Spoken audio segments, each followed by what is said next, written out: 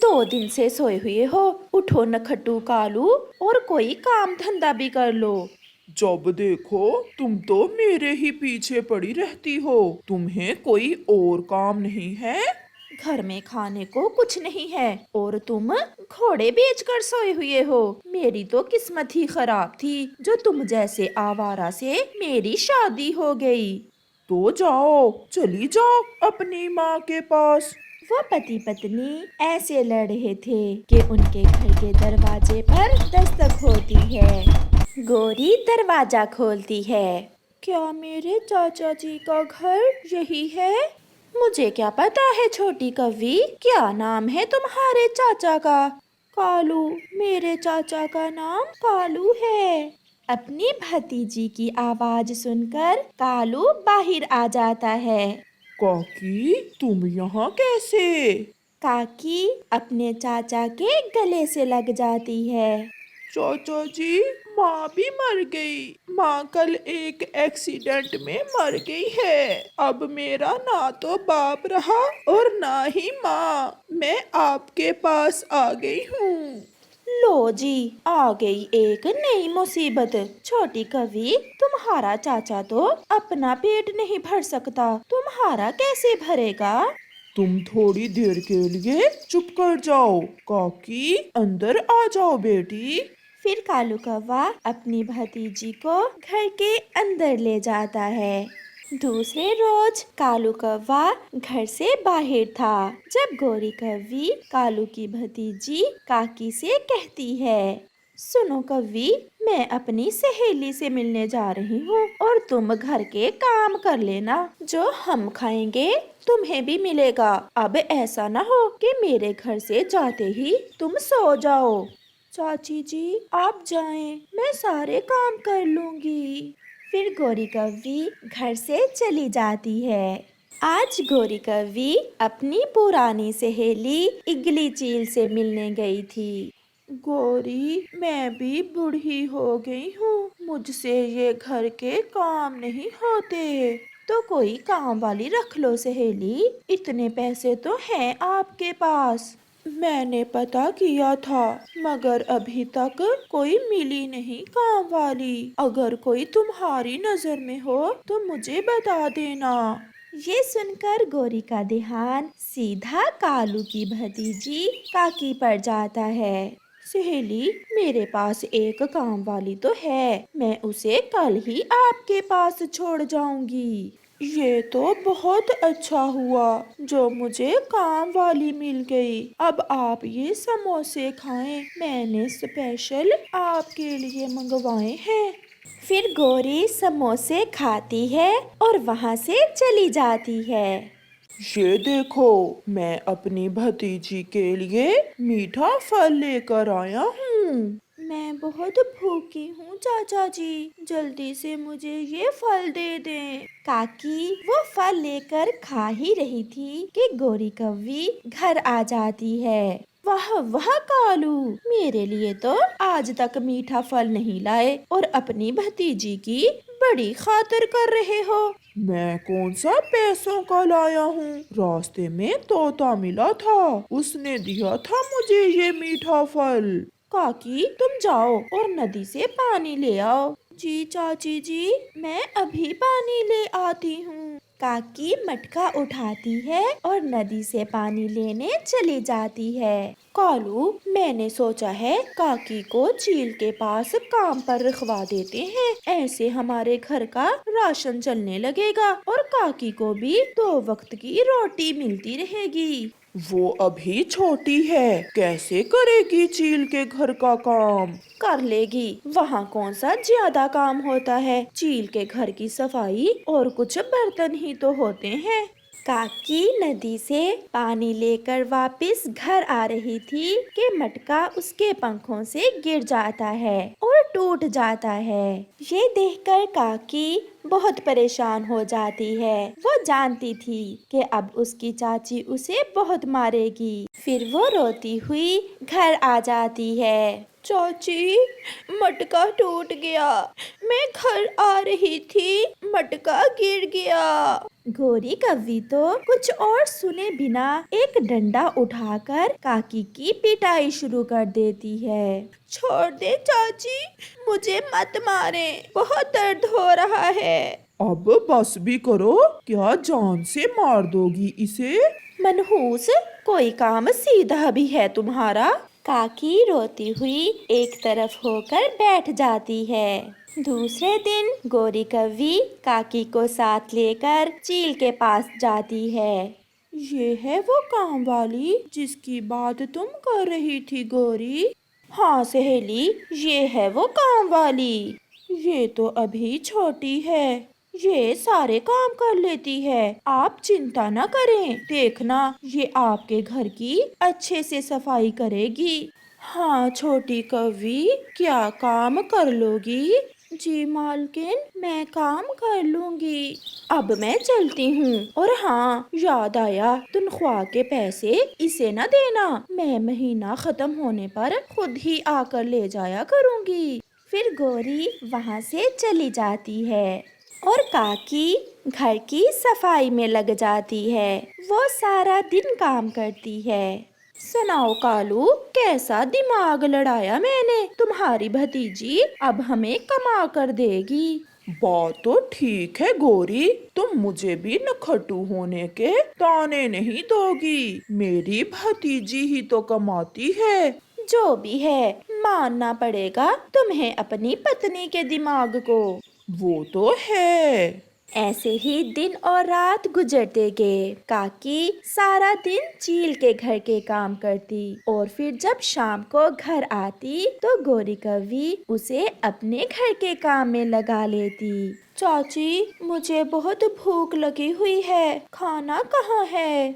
वाह, ऐसे खाना मांग रही हो जैसे इस घर की मालकिन हो। जाओ और रसोई में जाकर अपने लिए भी खाना बनाओ और हमारे लिए भी। ऐसे काकी बेचारी बहुत थक जाती और एक छत के साए की खातिर दिन रात काम करती।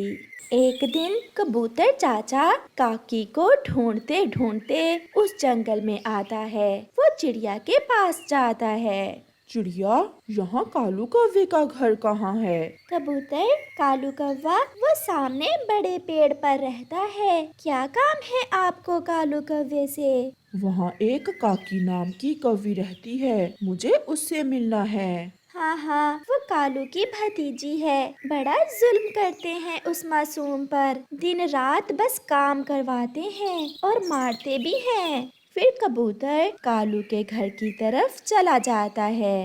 कालू, आपकी भतीजी कहाँ है? वो तो बाजार गई हुई है। आप बताइए, क्या काम है?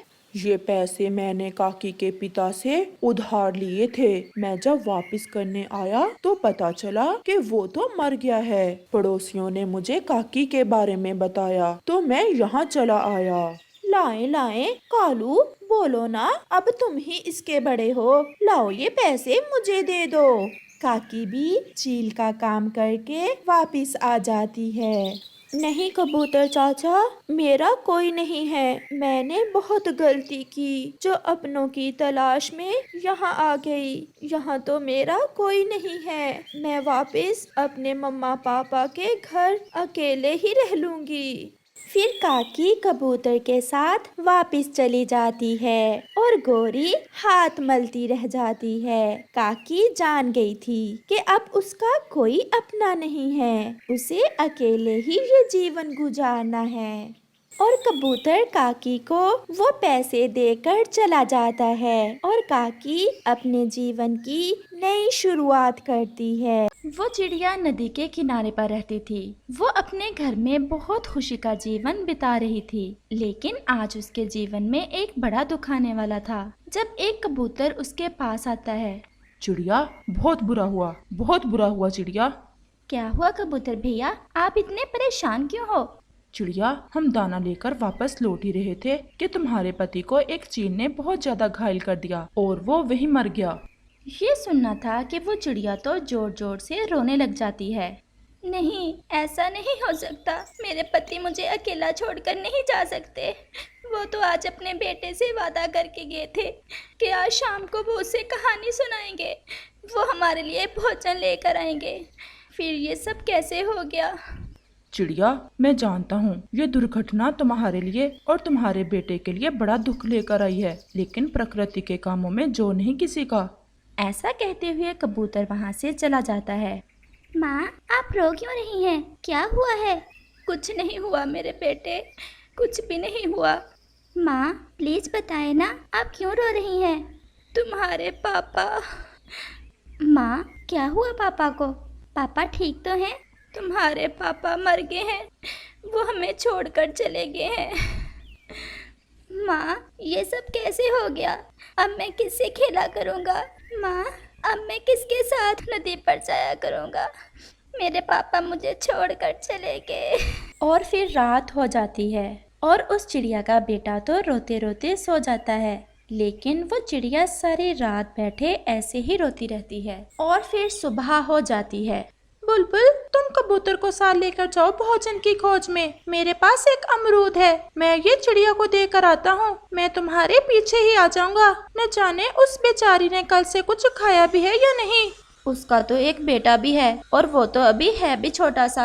हंसता भसता घर उजड़ गया बेचारी का। और फिर बुलबुल कबूतर की तरफ चली जाती है और तोता वो अमरूद लेकर चिड़िया की तरफ चला जाता है। देखो चिड़िया, तुम्हें याद है जब मेरी पत्नी मर गई थी तो मुझे ऐसा लग रहा था कि मैं अब जी नहीं पाऊंगा, लेकिन तुम देख सकती हो कि मैंने कैसे वो दुख बर्दाश्त किया और समय के साथ साथ मेरा दुख भी कम हो गया।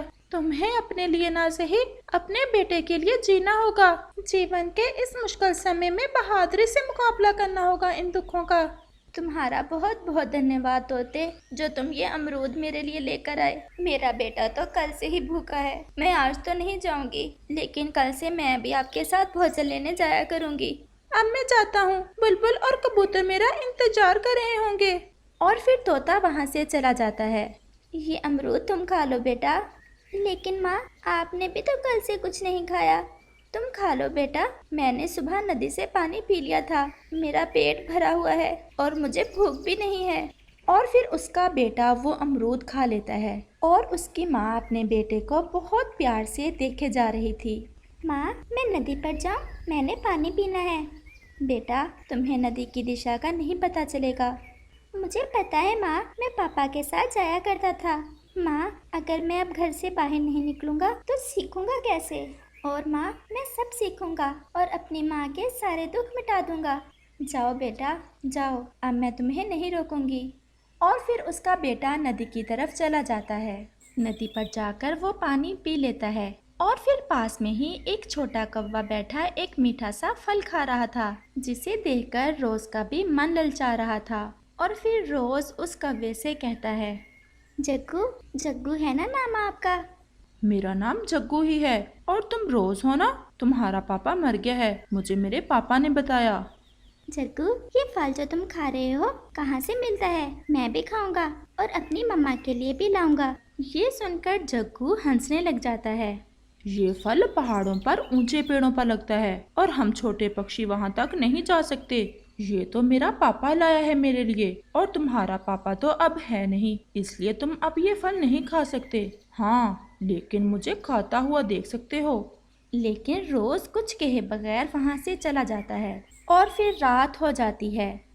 माँ, आज नदी पर मुझे छोटा कौवा मिला था। वो मुझे दिखा दिखा कर मीठा फल खा रहा था और हंस रहा था।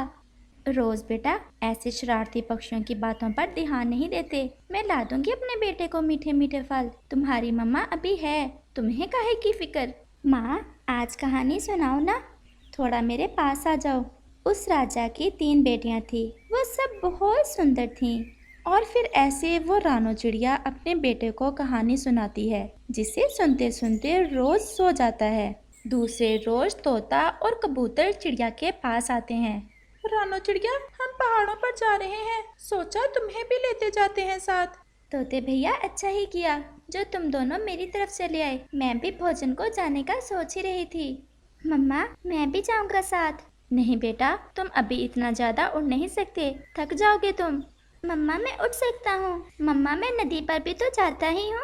बच्चा जिद कर रहा है, ले चलो साथ, घर में भी रोता ही रहेगा। और फिर रोज भी उनके साथ जाता है और वो सब इकट्ठे भोजन की खोज में चले जाते हैं।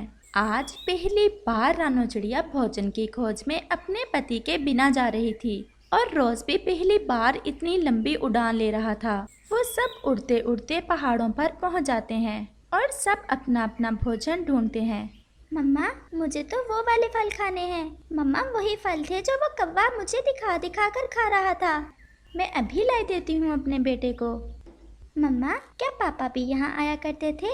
हाँ रोज, तुम्हारे पापा तो अक्सर मेरे साथ इन पहाड़ों पर आया करते थे। वो वहाँ से वो फल खाते हैं, सब अपना अपना भोजन लेते हैं और फिर शाम हो जाती है और वो सब वापस आ जाते और फिर रात हो जाती है। रोज, अभी तो तुम्हें उड़ने का शौक है और जब बड़े हो जाओगे तो फिर भी ऐसे ही ऊंची ऊंची उड़ा लेना और अपने परिवार को अच्छे अच्छे भोजन ला कर दिया करना। मम्मा, मेरे पंखों में बहुत दर्द हो रहा है। अरे क्या हुआ मेरे बेटे को? रोज, तुम्हें तो बहुत तेज बुखार है, तुम्हारा शरीर तो जल रहा है। मैंने तुम्हें रोका भी था, मुझे पता था कि तुम थक जाओगे और अब थकान के कारण ही तुम्हें बुखार हो गया है। मम्मा, पंखों में दर्द है। मैं करती हूँ कुछ, तुम डरना ना बेटा, मैं बस थोड़ी देर में ही लौट आऊंगी। मैं बुलबुल आंटी से दर्द दूर करने वाले फूलों का रस लेकर आती हूँ। लेकिन मम्मा, बाहर तो रात है। रात हो या दिन, जब बच्चे बीमार हो तो मम्मा पापा को ही देखना होता है। और फिर चिड़िया रात में ही अपने बेटे के लिए दवा लेने चली जाती है। चांद रोशन था, इसलिए रात में भी काफ़ी रोशनी थी।